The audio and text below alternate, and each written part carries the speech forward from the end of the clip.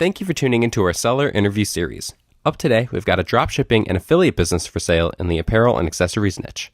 Created in October 2016, this business makes $15,229 per month in net profit, and the listing number for the business is 44432. We do these interviews to give potential buyers more information about both the seller and the businesses they're looking to purchase. We hope these insights are helpful for you in making a buying decision.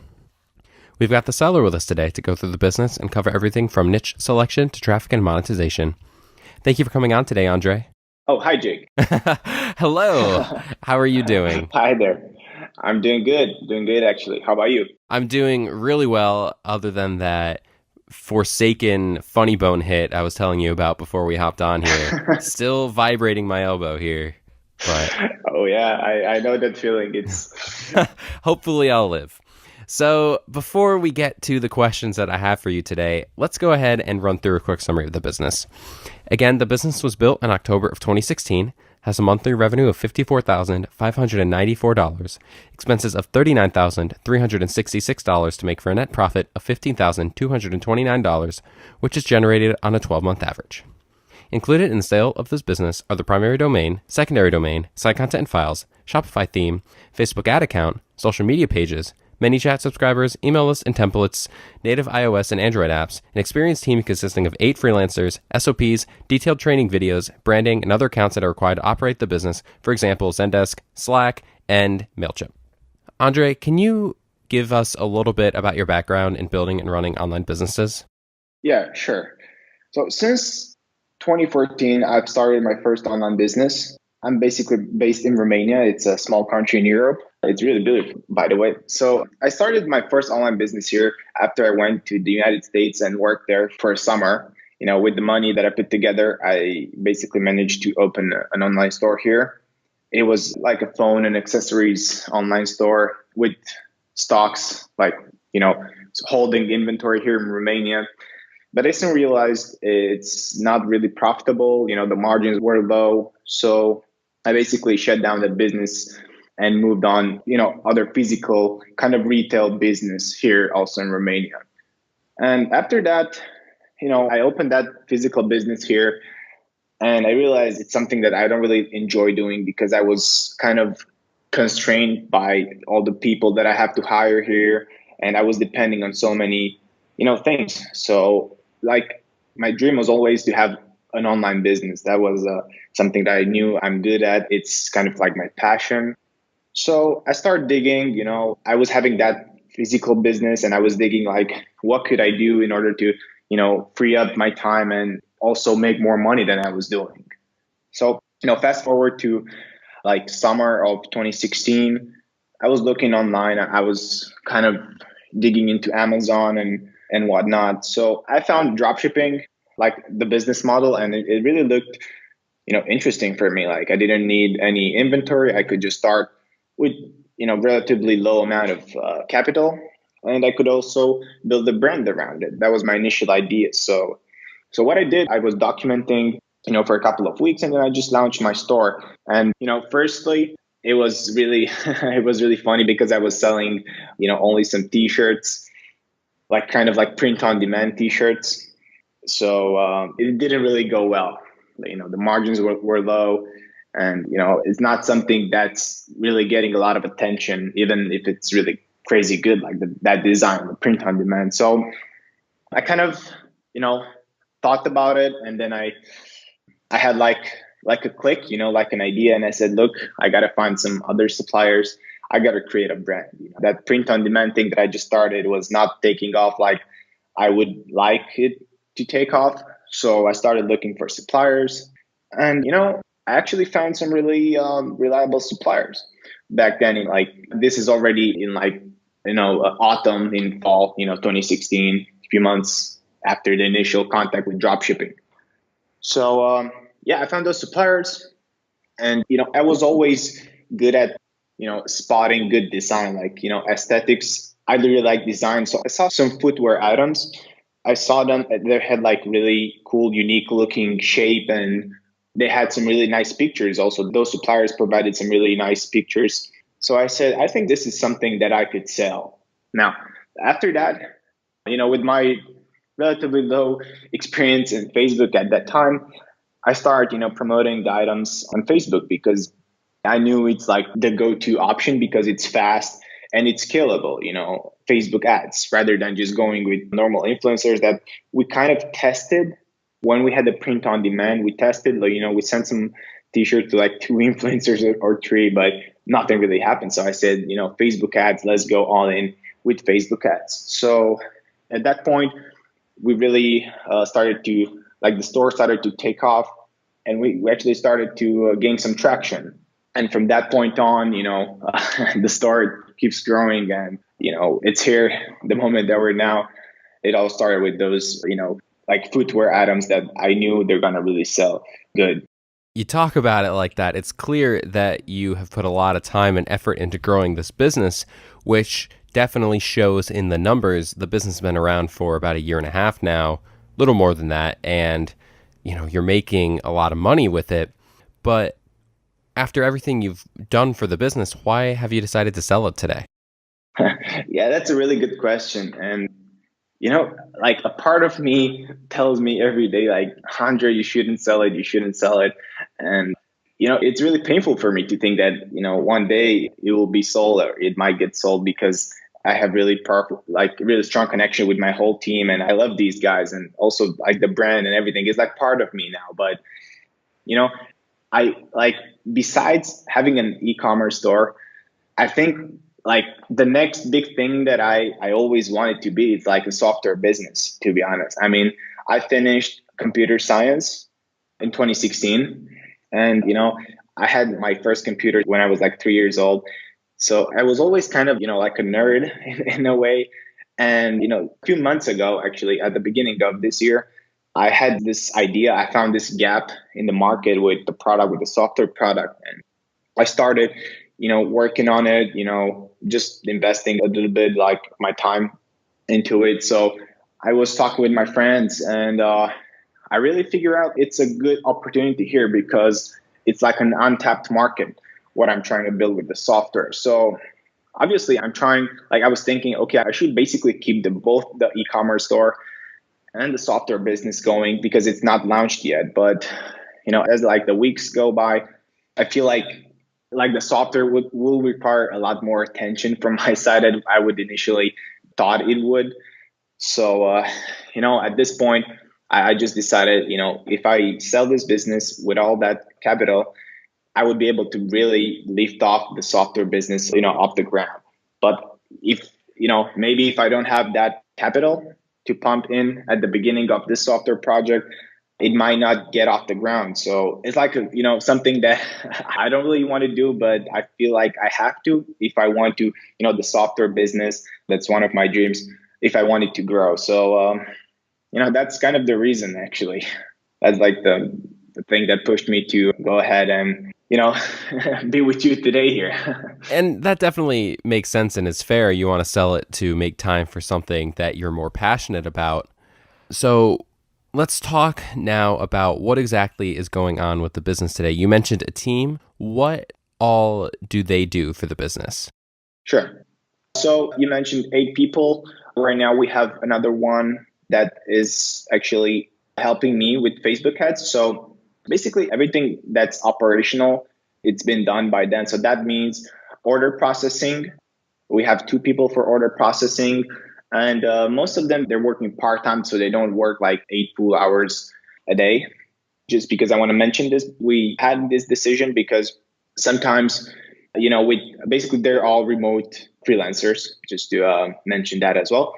With remote freelancers, sometimes you may have someone get, call in sick, or, they have to go somewhere or something like that. So we had this issue a few months ago, when we only had, for example, one person in the order processing department. So that was kind of not good at all because, everything relies on one person. So we decided to hire more people, for example, for order processing. As I said, order processing is being covered. Customer support. For customer support, we have email support, we have live chat support, we have phone support, and we have Facebook support, like Facebook messaging, and also the freelancer that takes care of the Facebook messaging oversees the Facebook comments and the Instagram comments because they're all in the same platform. After that, we have one freelancer that kind of oversees the like the order processing. He's basically looking every day, he's talking with our suppliers, and if he sees, for example, that something's wrong with an order, like it's out of stock, and the order processing staff didn't see that message from the supplier, this guy would connect the dots and then make sure that everything runs smoothly. This is kind of like the operational side. And obviously, as I said, email support, we have 2 people for email support. After that, we have influencer marketing person. She's from Lithuania, and she just basically joined us, I think like about a month ago, when we're just going back and forth at this moment. We haven't really started working with influencers, like, fully working with influencers, but she's been hired and she's doing a great job negotiating with them. And we're actually about to start working with some really nice influencers in the following days. Actually, we start working with people like human influencers, but we're now talking with Instagram pages. So she's taking care of both of those things. And we have a Facebook ads assistant, which is helping me now with ads, like ads creation, campaign management, and basically the tedious tasks when it comes to Facebook ads. And yeah, that's pretty much the team. Oh, and I also get help from my girlfriend, Lisa, who's taking care of email marketing now. And she also responds to messages on Instagram. So basically, that's the whole team. So with the team handling all of that, what is left for you to do? What do you do on a weekly basis for the business? And how much time, how many hours would you say you invest in the business? Yeah, sure. So I would say roughly, between like 14 and 20 hours a week, if I could say. It's not much left to do on my side, especially now, because I was the last job that I'm doing. I mean, the only job that I'm basically doing is Facebook ads and, strategic, marketing planning, and like sometimes discussing with suppliers, like keeping a good relationship. But now that I have this new freelancer here, I actually really reduce the time that I spend in the business. But yeah, as I said, like most of the time goes into Facebook ads, strategic marketing planning. That's like the big chunk of my time going into. And after that, there's like, looking at the metrics, looking at the KPIs on a weekly basis, on a monthly basis. And, when we have like Stripe disputes, I'm the one that still handles them because I have to log in with the same IP. And I didn't really want to outsource this because we don't really have too many disputes, but it's still something that I do. What are some of the big opportunities for growth that you see available for a new owner to take advantage of? That's a really good question. So there are a few things that can be done for sure. First of all, let's start with Facebook ads, because that's like our main source, like Facebook/Instagram ads, because that's like our main source of traffic. And what I would do, and it might be something that we are going to do in the next few weeks, it's hiring some translators, even Upwork or Fiverr, and then all the ad creatives that we're using, translate them into other languages and promote them in specific languages. For example, Spanish, promote in Spanish text to Spanish speaking countries. I just talked recently with some of my, e-commerce friends, and they told me this could bring a huge increase in click-through ratio and obviously in return on ad spend, because, people would see in their own language and they would click easier because it's something they're more familiar with. So this is one thing that I would really try out when it comes to Facebook ads. Other than that, also in Facebook ads, I might hire an expert, because this is like everything that I did for the business was, self-taught. I never actually hired an outside expert to oversee what I'm doing with the Facebook ads. I don't know if that's bad or good, but I'm pretty sure there are people that are more experienced than me. So that means I'm pretty sure that someone can do a better job than I did with the Facebook ads. And I'm sure they can scale the business even further with the Facebook ads only. So those 2 things I would consider for Facebook ads, as I said, because that's one of our key elements when it comes to traffic. The other thing that I would do, I would definitely outsource email marketing, an expert or an agency. It depends. But anyways, it has to be someone with a lot of experience. And we already had some discussions on this topic with an agency in Australia. So right now, we don't have that great results with email marketing. We have a list of about, I think it was like 47,000 people, and we generate, a few $1,000s a month. And this agency told us they can generate up to 20% of our total monthly sales just by email. That would be like an increase of like 10 times of what we're doing now with emails. Of course, this is just an assumption that they did, but obviously there's a lot to be improved in the email because we're just using MailChimp, which is like the basic provider for sending emails and email flows, and switching to Klaviyo, which every professional recommends, at least the ones that I discussed with. Setting new flows, new targeted emails, better copywriting, customer segmentation, A/B testing, and having a fresh approach would definitely increase sales, and not only increase sales, but bring like a constant flow of sales into the business. This is from email marketing. Another interesting thing that I would do, as mentioned in the listing, we have a few white label items. Actually, most of our main items that we sell are white labeled. So basically, when the supplier ships them, they're already with our logo on the product, on the label, and also on the box. So they ship the items that way to the customers, which really connects with the customers much more. And that means, we have a good chunk of customers which are repeat customers, just because, we're not just a drop shipping company from China that sells, AliExpress Chinese stuff to our customers. Really, we do sell good stuff. So anyways, if we get to white label more items and we get to market them with influencers marketing, what we are planning to do, but we didn't start yet, that on Instagram, by the way, it can really lead to a snowball effect, because when you market to a big number of influencers at the same time, what happens, imagine like the whole network seeing our pictures, our products, they'll start, recognizing our brand even more. So I think that will make also a really good thing, like a really good technique to increase brand awareness and sales, and also organic growth of the brand.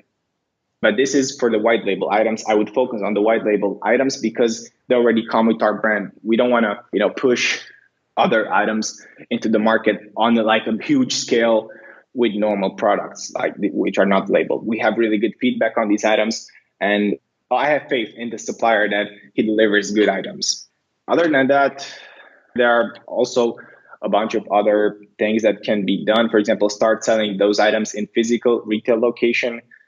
Being white label items, they can be sold, for example, wholesale, or just, sold through a network of retailers and so on. I don't really have experience in this particular niche, like selling, physically selling them, but it can also be something to look into. Other than that, sourcing new items, like totally different items. For example, we didn't really tap into like watches, or, we have some jewelry, but not that many. So there are other niches, like sub niches, that can be tapped into it. And that would be a good opportunity, because right now most of our items are footwear and are clothing items. So there are other sub niches that would go well with our brand. Other than that, we had a partnership with some brand resellers.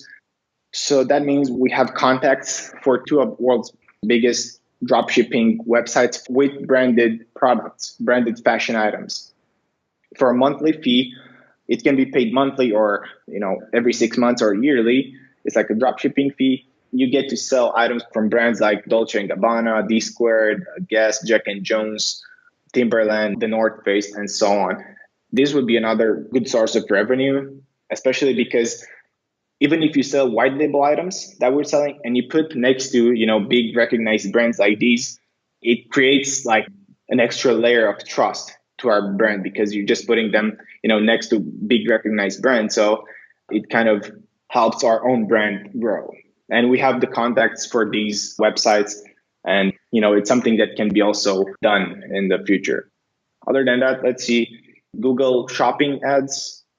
We never tried them, but I heard, many people saying that they have good results with this. And especially it would be good for us, in my opinion, because we sell, pleasingly, we sell items with good design that look good. So that means when people would search for something like, shoes, they will see some nice looking shoes from our brand there. It's not just something basic. They will see something nice. That means I think we have a good chance of getting traffic from Google shopping ads as well. Let's see. I mean, do you want me to continue? No, I mean, that's plenty. I mean, it's clear that there's a lot of opportunity for growth in addition to, I mean, the business. I mean, that's just growing it. Even if you were to leave it, you're still going to make, a lot of money every single month. But now we have to say, on the other hand, though, are there any risks? Is there anything that could come up that could negatively impact the business? Yeah, I mean, sure. From the beginning, we kind of struggled with a lot of things. It wasn't everything really smooth, just to be fair, because, for example, one of the risks we kind of mitigated almost entirely is dealing with merchant accounts. So we had a few merchant accounts shut down at the beginning because we had so many chargebacks. So it's something that I didn't even know what a chargeback is. So what we did, we implemented really sophisticated SOPs. It's like a system right now, a procedure that we trained our order processing staff to do. So each and every order that comes through, it's basically scanned and verified manually. So that kind of reduced our chargebacks to, it's under 1% now, which is really good. So we have the same merchant account from last year in September, which is great. So that's one of the risks that, it's still there, like having the merchant account shut down. It's there, but it's really a lot of the, how to say it, like it's there, but it's really minimal. This risk is minimal. Other than that, I would say like the biggest risk is relying only on Facebook ads as for the traffic source. I realized this a few months ago, and we already started working on diversifying the traffic sources. That's the reason why we actually have multiple traffic sources now, such as, Google retargeting, AdRow retargeting. We have email marketing that we're working on, Messenger bot campaigns. We're sending Messenger bot campaigns through ManyChat. We have also some influencers that we're working with. And, we're always looking forward to solutions so we don't rely only on Facebook when it comes to traffic. And, other than these two risks, I don't see any other, major risk that could impact the business. Yeah, I mean, having all of your eggs in one basket, i.e. the Facebook, could definitely be a risk, but it sounds like you've already taken the steps to try to mitigate that and improve upon that. So it doesn't sound like, that's as much of a concern as it would have been a few months ago. Andre, would you commit to a non-compete? Yeah, absolutely. And, would you say that the business has a large learning curve? How much support are you willing to offer a buyer in getting used to handling the business? Yeah, sure. So I think it's fairly easy to learn what's going on as from a managing standpoint. Obviously, you have to know everything, like what's going on. But, for example, to take over like my side of the business, to put it this way, it would take a few weeks, I would say, at maximum.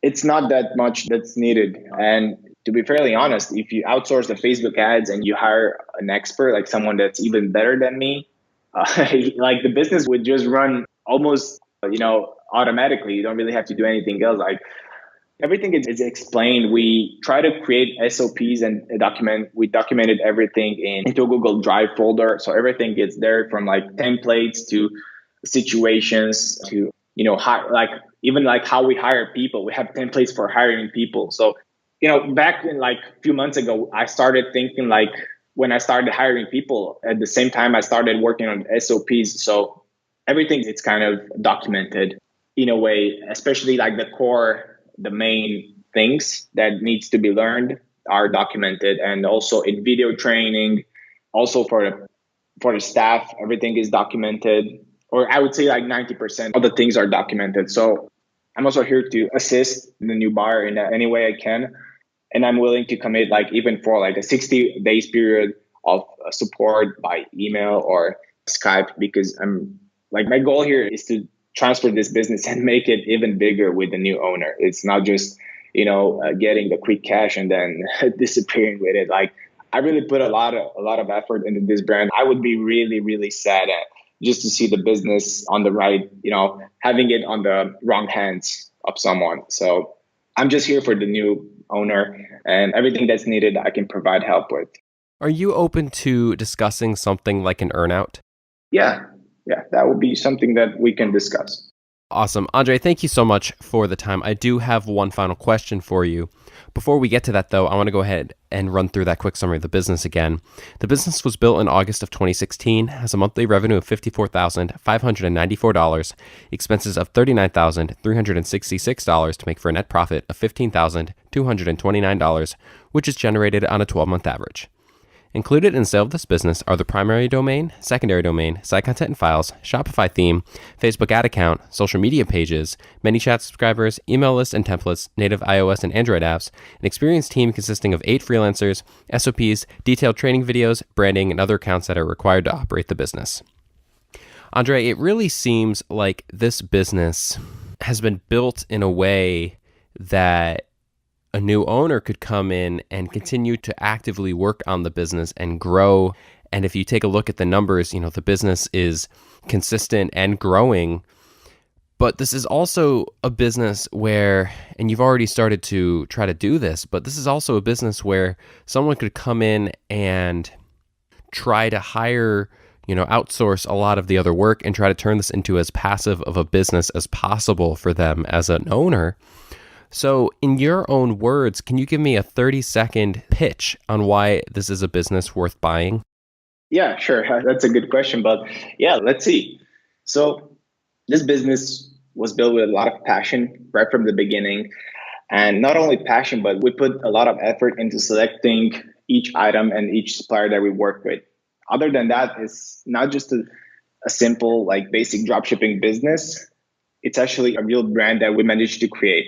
And our reviews say that, our following say that, also our constant flow of organic traffic says that. So in my opinion, this business has a lot of potential to grow. And in the right hands, I think this business can grow even higher scales that we managed to make it grow in the past months. I agree. It's, you've been working hard on the business and trying to hammer down these processes, but you just have to look at the revenue for the business. The revenue for the business has grown pretty much every single month, and it's continuing to rise. The business is having higher and higher sales. It's a business that in the right hands clearly continue to grow, and I wish any buyer the best of luck, and I wish you the best of luck in finding a buyer. Yeah, thank you. Thank you, Jake. Andre, thank you so much for taking the time today. Of course, anytime. If you're watching this on YouTube, subscribe to our channel. And if you want more information, the link will be below the video that will take you to this marketplace listing. If you're watching this on the listing site and want more information, become a depositor today. When you make the deposit, one of our business advisors will be in contact with you, and you'll be given everything you need to review this business. Have a great day.